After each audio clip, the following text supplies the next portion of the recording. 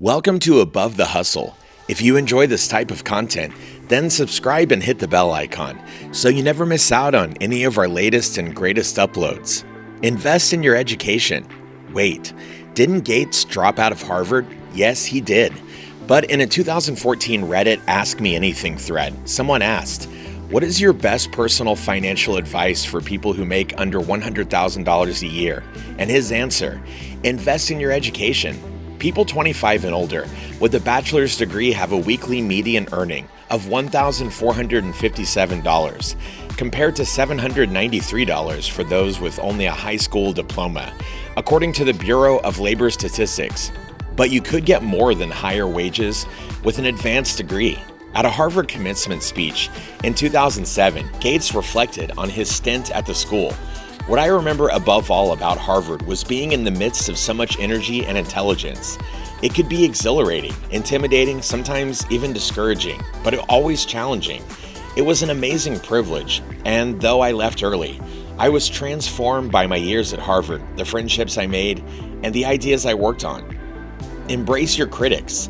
A willingness to meet consumer needs has helped Microsoft thrive in the fast-paced sector of technology. Over the years, the company has strived to stay ahead, or at least on top of, trends.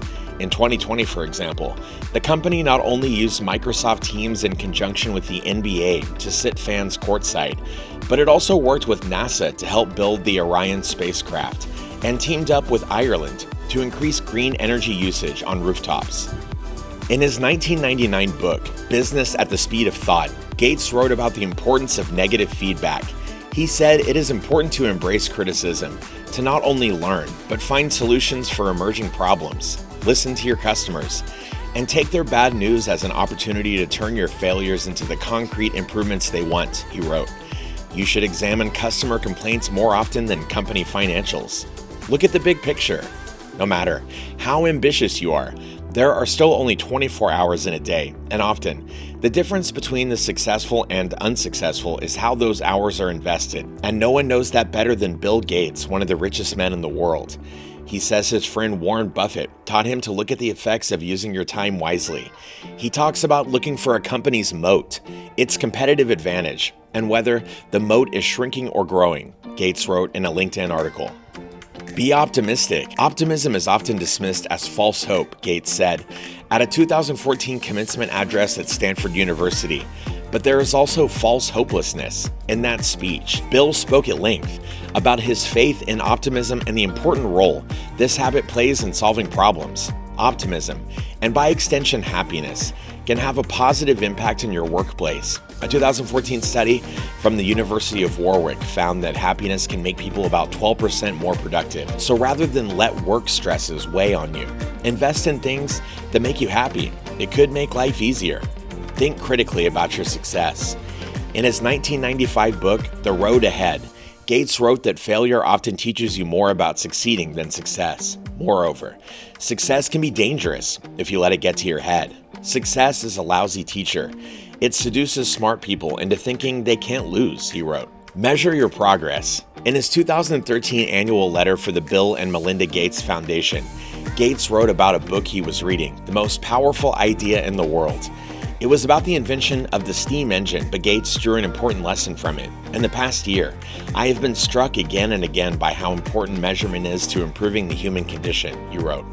You can achieve amazing progress if you set a clear goal and find a measure that will drive progress toward that goal.